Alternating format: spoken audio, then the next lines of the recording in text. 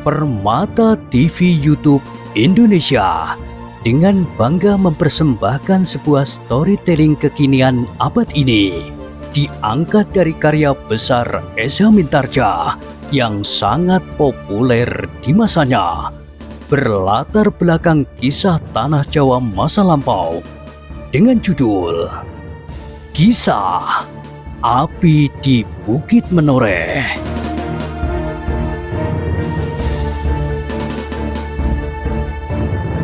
Pada kesempatan yang sangat baik ini, kita masuk pada episode yang ke-456.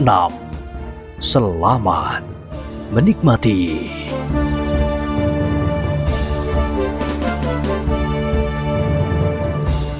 Pada episode sebelumnya telah diceritakan, malam berikutnya adalah malam yang terlampau sepi bagi Jati Anom. Bagaimanapun juga, ada semacam perasaan ngeri merayap setiap hati. Meskipun mereka percaya bahwa prajurit Pajang akan melindungi mereka, tetapi bagi mereka lebih baik berbaring di pembaringan daripada berada di jalan-jalan yang senyap itu. Bahkan ada juga 1-2 orang yang menyediakan senjata di bawah tikar atau digantungkan pada dinding di samping pembaringan. Seandainya ada juga bahaya yang datang, mereka harus berbuat sesuatu untuk kampung halaman mereka. Namun pada malam itu sebenarnya adalah malam yang paling aman bagi Jati Anom. Di setiap gardu jumlah peronda ditambah menjadi 2 kali lipat. Peronda-peronda yang berjalan berkeliling padukuhan diperbanyak pula, dan hubungan prajurit berkuda antara padukuhan yang satu dan padukuhan yang lain menjadi semakin sering dilakukan. Bahkan prajurit-prajurit yang biasanya tidur di Banjar dan di Katumangan telah berpencar di beberapa tempat untuk menjaga setiap kemungkinan yang dapat terjadi.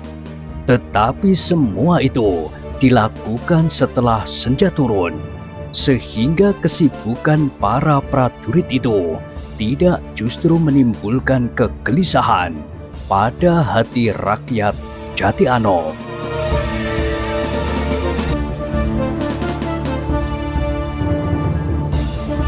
Namun agaknya malam itu benar-benar malam yang sepi. Meskipun ada juga ketegangan di hati para prajurit yang bertugas, namun ternyata bahwa tidak seorang pun yang lewat memasuki Kademangan Jati Anom. Jalan-jalan menjadi lengang dan lampu-lampu di setiap rumah cahayanya seakan-akan menjadi redup. Bahkan tidak ada seorang pun yang keluar dari rumahnya pergi ke sawah meskipun mendapat giliran menerima air di malam itu. Hati mereka masih dibayangi oleh peristiwa semalam. Meskipun mereka tidak melihat apa yang terjadi, namun mereka melihat iring-iringan mayat yang dibawa ke kuburan itu, dan mereka juga melihat prajurit Pajang yang terluka. Bahkan ada juga yang cukup parah. Prajurit Pajang sendiri menyadari seandainya mereka belum mengetahui sebelumnya apa yang akan terjadi, mungkin serangan itu sebagian besar akan berhasil. Meskipun seandainya mereka sempat memukul isyarat, namun pasti sudah jatuh korban di rumah kediaman Untara yang dipergunakan oleh para perwira itu. Dan korban-korban itu akan menuntut jatuhnya korban-korban berikutnya, karena tentu orang-orang Pajang akan marah dan menganggap bahwa orang-orang Mataram lah yang telah melakukannya. Dan karena itulah maka Ki Rono Dono bersyukur di dalam hati. Ternyata orang tua bercambuk itu telah berhasil mencegah suatu benturan yang dahsyat yang dapat terjadi akibat dari peristiwa yang tidak terduga-duga itu. seandainya benar-benar terjadi. Karena itu diucapkan atau tidak diucapkan, maka Ki Ronodono dan setiap prajurit Pajang yang mengetahui persoalan itu selengkapnya akan mengucapkan terima kasih kepada Kiai Gringsing yang pada malam itu juga terluka meskipun tidak berarti, karena luka itu pasti akan segera sembuh.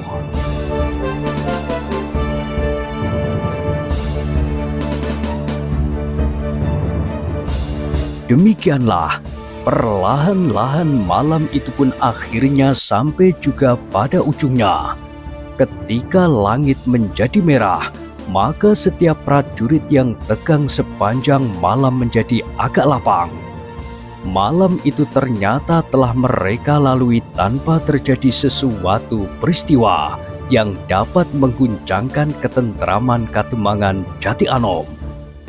Namun para prajurit itu sadar bahwa bahaya itu dapat datang bukan saja malam yang lewat, tetapi masih akan datang lagi malam-malam berikutnya.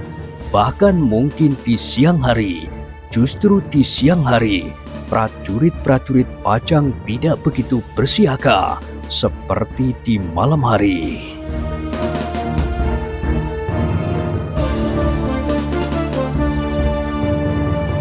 Dalam pada itu di rumah Ki Widura, Ki Lurah Branjangan telah selesai berkemas. Mereka telah siap meninggalkan rumah Ki Widura kembali ke Mataram. Aku mengucapkan terima kasih bahwa prajurit Pajang telah berhasil mencegah usaha yang keji itu, berkata Ki Lurah Branjangan kepada Ki Widura. Jika tidak, maka akibatnya akan sangat parah bagi hubungan antara Pajang dan Mataram. Ki Lurah telah melihat sendiri apa yang terjadi di sini, sahut Widura. Mudah-mudahan hal ini akan menjadi bahan pertimbangan bagi Raden Sutawijaya yang seakan-akan mengasingkan dirinya dari keluarga istana Pajang. Ki Lurah Branjangan mengerutkan keningnya, namun tiba-tiba ia menganggukkan kepalanya. Ki Widura benar. Memang Raden Sutawijaya di tengah-tengah hutan belantara yang sedang dibuka. Tetapi aku kira bukan itu soalnya. Raden Sutawijaya dan ayahnya, Ki Gede Pemanahan, terlampau sibuk dengan kerja itu, sehingga masih belum sempat datang menghadap Ayahanda Sultan Pajang. Tetapi tentu bukan maksudnya untuk memisahkan dirinya dari keluarga Sultan Pajang, karena Raden Sutawijaya adalah putra angkatnya yang terkasih. Hampir tidak ada bedanya dengan putra Sultan sendiri, Pangeran Benowo. Ki Widura tidak menyahut, meskipun kepalanya terangguk-angguk. Yang dikatakan oleh Ki Lurah Branjangan itu adalah sudut pandangan orang-orang Mataram itu. Namun adalah mustahil bahwa Raden Sutawijaya benar-benar tidak mempunyai waktu sama sekali. Tetapi Ki Widura tidak mau berbantah dengan seorang perwira Mataram yang pernah menjadi kawannya di dalam lingkungan keprajuritan Pajang. Apalagi kini ia adalah tamunya. Karena itu, maka ia pun tidak berusaha membantah meskipun apa yang dikatakan oleh Ki Lurah Branjangan tidak sesuai di hatinya. Ki Lurah Branjangan pun kemudian tidak lagi memperbincangkan Raden Sutawijaya. Sekali lagi ia minta diri untuk segera kembali ke Mataram. Selamat jalan Ki Lurah. Mudah-mudahan tidak ada apa-apa di sepanjang jalan. Ki Lurah Branjangan tertawa. Jawabnya, hahaha, mudah-mudahan tidak ada orang Mataram yang menyamun aku di perjalanan. Ki Widura pun tertawa pula. Aku akan singgah sejenak untuk minta diri kepada Ki Ronodono. Tetapi aku akan terus melakukan perjalanan tanpa kembali lagi kemari.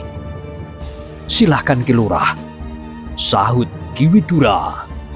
"Ki Ronodono akan senang sekali menerimamu.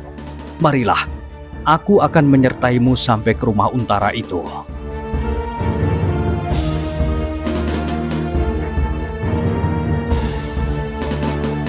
Demikianlah Ki Lurah Beranjangan itu pun singgah sejenak di rumah Untara untuk minta diri kepada orang-orang yang ada di sana. Ki Ronodono, Kiai Gringsing dengan kedua muridnya, Ki Sumangkar, dan perwira-perwira Pajang yang lain. Demikianlah, maka Ki Lurah Beranjangan segera mulai dengan perjalanannya menuju ke Mataram, ke daerah yang baru dibuka dan masih merupakan suatu kerja yang sangat berat sebelum Mataram menjadi kota yang cukup besar. Ternyata bahwa daerah yang sedang tumbuh itu harus menghadapi tantangan-tantangan yang cukup berat yang seakan-akan tersebar di segala penjuru tanah Pajang. Hambatan-hambatan itu ada di alas Mentauk yang sedang dibuka itu, di daerah perbatasan yang tidak nyata antara Pajang dan Mataram, bahkan di Pajang dan di Mataram itu sendiri. Sepeninggal Ki Lurah Beranjangan, maka Kiai Gringsing dan kedua muridnya bersama Ki Sumangkar pun segera minta diri kepada Ki Ronodono. Mereka akan tinggal saja di rumah Widura, terasa di sana lebih nyaman dan tidak terikat oleh keseganan seperti tinggal bersama para perwira itu. "Kau juga Agung Sedayu?" berkata Ki Ronodono. "Iya, bukankah aku sedang menyelenggarakan perhelatan perkawinan kakakku?" Ki Ronodono tersenyum. Katanya, "Tetapi rumah ini adalah rumahmu. Jika kau ingin tinggal di sini, kau berada di rumahmu sendiri."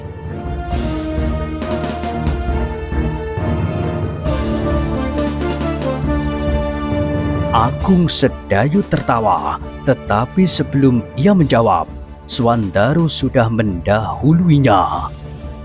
"Di sini tidak ada asap di dapur, seperti di rumah Paman Widura sekarang. Jika asap itu sudah lenyap, kami pun akan segera berpindah tempat lagi." Semua yang mendengar kata-kata Swandaru itu tertawa. Ki Ronodono tertawa pula. Ia senang melihat anak muda yang gemuk itu. Selain berkelakar, ia pandai juga menggerakkan senjatanya yang aneh itu, seperti senjata gurunya. Bahkan ia kagum melihat hasil yang telah dicapai oleh Kiai Gringsing. Ternyata ia telah membentuk kedua muridnya menjadi anak-anak muda yang mengagumkan. Demikianlah, maka Kiai Gringsing beserta murid-muridnya dan Ki Sumangkar segera meninggalkan rumah itu.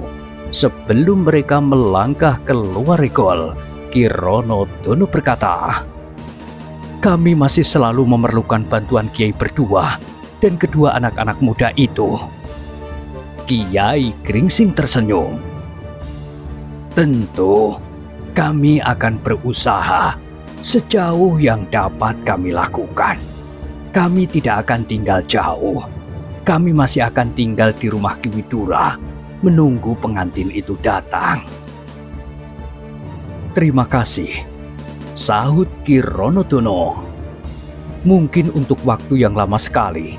Setelah Ki Untara hadir di sini, kalian masih tetap kami minta tinggal di sini." Kiai Gringsing tidak menjawab. Ia hanya tertawa saja sambil mengangguk-angguk kecil. Sejenak kemudian, maka mereka pun telah meninggalkan rumah itu. Di sepanjang jalan yang tidak begitu panjang, mereka tidak terlalu banyak berbicara. Mereka melihat prajurit-prajurit Pajang yang selalu siap menghadapi setiap kemungkinan, siang dan malam. Namun mereka tampaknya berhasil membuat penduduk Jati Anom tidak gelisah, justru merasa tenang melihat kesiagaan para prajurit. Ternyata bahwa setelah peristiwa yang berhasil disederhanakan oleh para perwira dan prajurit Pajang itu, sehingga tidak menegangkan hati orang-orang Jati Anom, ternyata tidak ada lagi yang terjadi. Kedua orang yang mencoba mencegah kawan-kawannya menyerang rumah itu, tetapi terlambat, masih sempat melaporkan kehancuran kawan-kawannya kepada pemimpin-pemimpin mereka yang lebih tinggi di Pajang. "Gila!" berkata salah seorang dari pemimpin itu. "Kita telah terjebak. Siapakah yang dapat ditangkap? Tidak ada yang dapat lepas. Sebagian terbunuh dan sebagian tertangkap hidup." Namun akhirnya mereka mendapat keterangan juga bahwa kedua orang yang justru paling terpercaya dari pasukan itu telah terbunuh. Mereka pun mengetahui pula bahwa di dalam pertempuran yang terjadi itu terdengar bunyi cambuk yang meledak-ledak. Orang bercambuk itu benar-benar berbahaya. Seakan-akan ia berada di segala tempat untuk merintangi tugas-tugas kita. Tetapi kita tidak akan berhenti. Kita akan menyingkirkan Sutawijoyo dari Mataram, bagaimanapun juga caranya. Kawan-kawannya mengangguk-anggukkan kepalanya. Mereka tetap sependapat bahwa Mataram harus dilebur. Barulah akan bangkit suatu kekuatan baru di Mataram, meskipun tidak dengan tiba-tiba. Perlahan-lahan Mataram akan bangun dengan wajah yang baru sama sekali. Tetapi di antara mereka ternyata menghendaki lebih daripada itu. Bukan saja Mataram, tetapi Pajang pun harus hancur. Tetapi Pajang yang sekarang tidak akan ada kekuatan yang dapat mengikat kesatuan tanah ini. Kesempatan untuk bangkit bagi Mataram akan menjadi semakin luas.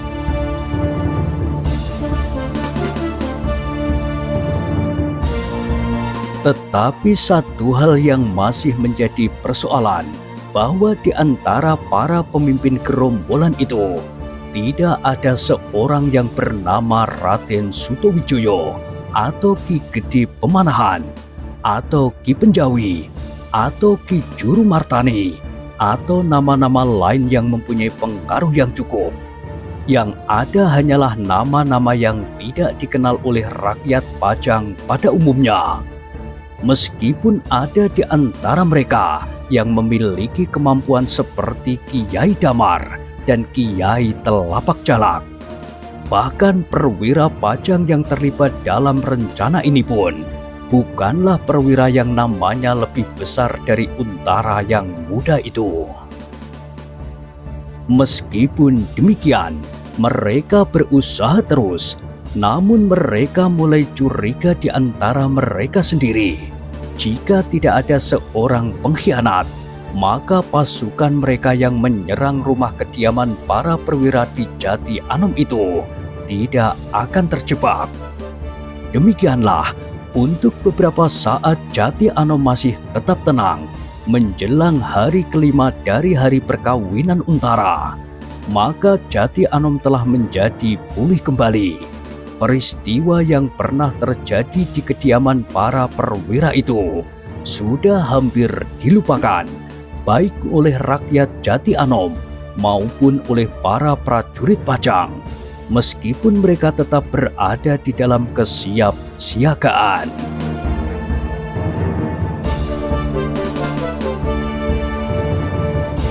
Di hari yang sudah ditentukan, genap sepasar hari perkawinan Untara, maka rumah Widura pun menjadi ramai. Hari itu, kedua pengantin akan datang ke Banyuasri. Di malam harinya akan diadakan upacara sekali lagi mempertemukan pengantin itu dalam upacara ngunduh pengantin. Di hari yang penting itu, bertebaranlah prajurit Pajang memenuhi Katumangan. Bahkan di sawah-sawah pun, bertebaran prajurit Sandi yang ikut bekerja bersama para petani. Mereka memakai pakaian petani dan membawa cangkul di pundak. Tetapi di lambung mereka tergantung sebuah pedang pendek di bawah kain yang mereka sing-singkan. Dengan demikian maka Jati Anom pun menjadi sibuk. Di hari itu, tampaknya sawah yang menebar di seputar padukuhan induk Jati Anom menjadi lebih ramai dari biasanya. Tampaknya petani di Jati Anom menjadi bertambah banyak. Di gubuk-gubuk di tengah sawah, di pematang, di tanggul parit, dan di tengah-tengah tanaman jagung yang hampir berbuah. Namun tidak banyak orang yang menghiraukannya. Ada juga 1-2 orang lewat yang merasa melihat sesuatu yang agak lain di daerah persawahan itu. Begitu banyak orang yang turun ke sawah pada hari itu, tetapi mereka tidak menghiraukannya lagi.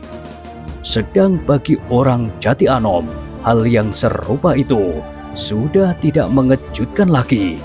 Mereka sudah sering melihat prajurit-prajurit sandi yang berkeliaran dalam pakaian seorang petani. Namun agaknya memang tidak sebanyak menjelang datangnya Untara bersama istrinya. Kesiagaan di hari kelima itu memang agak luar biasa. Mereka bukan semata-mata menjaga keselamatan Untara, tetapi lebih daripada itu, mereka menjaga agar peristiwa yang mungkin terjadi itu tidak membakar hati para perwira Pajang dan melemparkan kesalahan kepada orang-orang Mataram. Menurut utusan yang mendahului, kedua pengantin itu akan datang menjelang sore hari.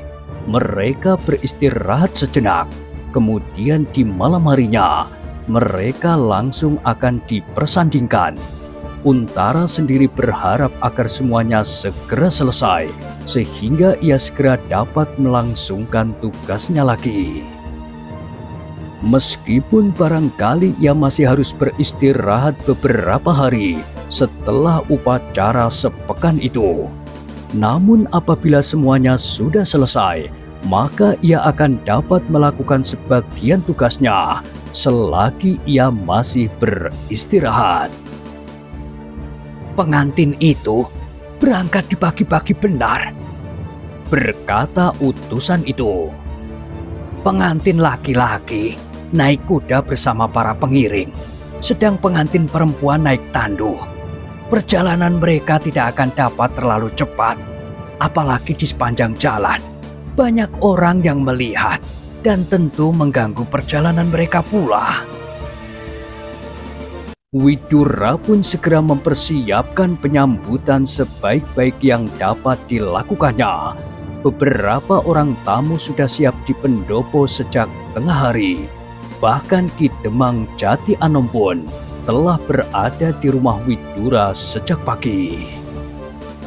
Agung Sedayu dan Swandaru yang menunggu kedatangan pengantin itu pun menjadi tegang pula.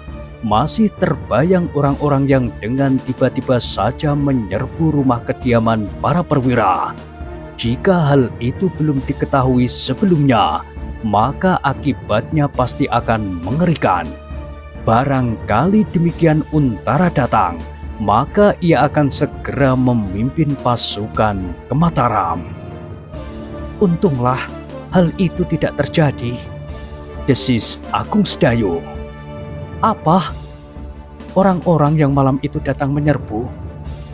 "Oh," Swandaru pun mengerti apa yang dipikirkan oleh Agung Sedayu, karena ia sendiri setiap kali juga memikirkannya. "Tetapi penjagaan kali ini cukup, bahkan terlalu kuat. Kapan dan dari manapun datangnya pengacauan, pasti akan diketahui dan dapat dihentikan jauh dari Banyu Asri dan Kademangan Induk." Agung Sedayu mengangguk-anggukkan kepalanya. Memang Jati Anom saat itu sudah berpakar prajurit dalam pakaian keprajuritan maupun yang dalam pakaian sandi. Namun bagi Agung Sedayu bahaya yang dapat timbul bukan sekedar di Jati Anom. Jalan yang ditempuh oleh Untara cukup panjang, sehingga banyak kemungkinan yang dapat terjadi di sepanjang perjalanan itu. "Apa yang kau pikirkan?" bertanya Swandaru karena Agung Sedayu justru merenung. "Perjalanan Kakang Untara. Tetapi bagaimanapun juga, tidak ada lagi orang yang dapat melemparkan kesalahan kepada Mataram. Kakang Untara sendiri sudah mengetahuinya, bahwa yang datang mengacau itu sama sekali bukan orang Mataram." Agung Sedayu mengangguk-anggukkan kepalanya. Katanya, "Memang bukan orang Mataram, tetapi persoalan Mataram sendiri akan semakin berkembang." "Iya," sahut Swandaru, "Mataram akan berkembang sejalan dengan persoalan-persoalannya." Agung Sedayu menarik nafas dalam-dalam. Agaknya daerah yang sedang tumbuh itu akan banyak mengalami tantangan yang harus dijawab, tidak dengan ledakan perasaan, tetapi dengan hati yang dingin dan sikap yang dewasa.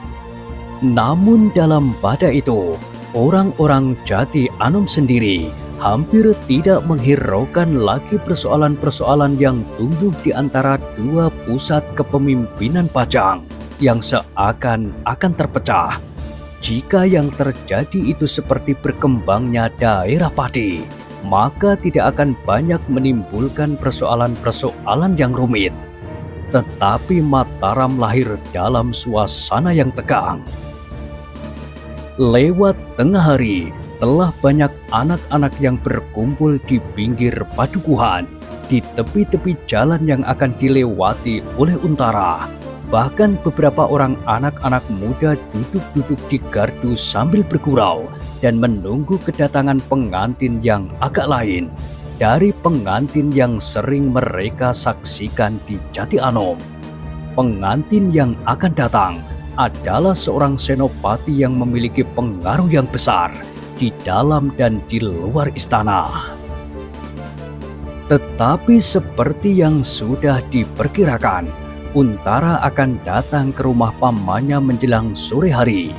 Ketika matahari ada di puncak langit, iring-iringan itu masih berada di perjalanan. Seperti kesiagaan para prajurit Pajang di Jati Anom, demikian pula kesiagaan iring-iringan itu. Apalagi Untara yang sedang kawin itu mengerti bahwa di Jati Anom telah terjadi kerusuhan. Meskipun ia belum mengetahui secara terperinci apakah yang sudah terjadi. Jika orang-orang yang gagal itu kehilangan akal, dapat saja mereka mencegat iring-iringan yang sedang berada di perjalanan. Karena itulah, maka di antara iring-iringan itu terdapat sepasukan kecil prajurit. Namun di antara para pengiring yang memakai pakaian lengkap untuk mengunjungi perhelatan itu pun terdapat beberapa orang perwira kawan-kawan Untara. Sedang sebagian lagi adalah juga prajurit-prajurit sandi yang bertugas mengawal pengantin. Namun sebenarnya Untara sendiri tidak mencemaskan perjalanan itu. Setiap orang, juga orang-orang yang ingin mengacau itu, tentu sudah mempunyai perhitungan bahwa iring-iringan ini pasti merupakan iring-iringan bukan saja orang tua yang mengantar pengantin, tetapi juga sepasukan prajurit yang siap untuk bertempur di setiap saat. Hanya apabila mereka mempunyai kekuatan yang besar sekali, mereka akan berani mengganggunya.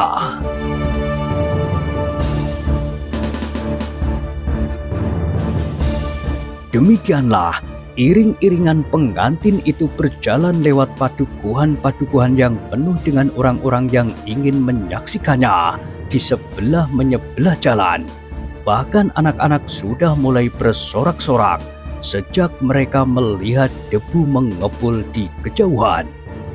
Di dalam terik sinar matahari, tampaklah warna-warna yang cerah seakan-akan berkerediban di antara debu yang terlempar dari kaki-kaki kuda. Bagi mereka yang menunggu, rasa-rasanya perjalanan itu terlampau lambat. Namun bukan saja bagi yang menunggu, baik di sepanjang jalan maupun di Jati Anom, tetapi bagi Untara dan istrinya yang duduk di dalam tandu itu pun terasa perjalanan ini terlampau lambat. Meskipun demikian, mereka pun menjadi semakin dekat pula dengan tujuan. Semakin lama semakin dekat, dan hati Untara pun menjadi semakin berdebar-debar. Bukan hanya karena ia akan disambut oleh orang-orang tua di Jati Anom sebagai mempelai yang dihormati, tetapi ia ingin segera mendengar dengan pasti apa yang sudah terjadi sepeninggalnya. Untara tersenyum di dalam hati ketika ia memasuki daerah Jati Anom. Di antara mereka yang menunggunya di pinggir-pinggir jalan, dilihatnya beberapa orang prajuritnya. Bahkan ketika ia menebarkan pandangan matanya ke tanah persawahan, dilihatnya beberapa orang yang kotor oleh lumpur berdiri di pematang. Untara menarik nafas dalam-dalam. Tentu sesuatu telah benar-benar terjadi di sini, katanya di dalam hati. Penjagaan tampaknya diperkuat. Petugas-petugas sandi bertebaran di segala tempat, bahkan di bulak-bulak yang masih agak jauh dari Jati Anom. Dengan demikian hati Untara menjadi kian berdebar-debar. Perjalanan itu terasa seakan-akan menjadi semakin lambat. Tetapi terhadap para pengiring, ia tidak dapat membentak seperti kepada para prajurit agar perjalanan ini dipercepat. Ternyata meskipun Untara sedang diiringi oleh orang-orang tua dalam pakaian pengantin, namun ia tidak dapat melepaskan tanggung jawabnya. Justru yang paling menggelisahkan adalah keadaan Jati Anom daripada tentang dirinya sendiri.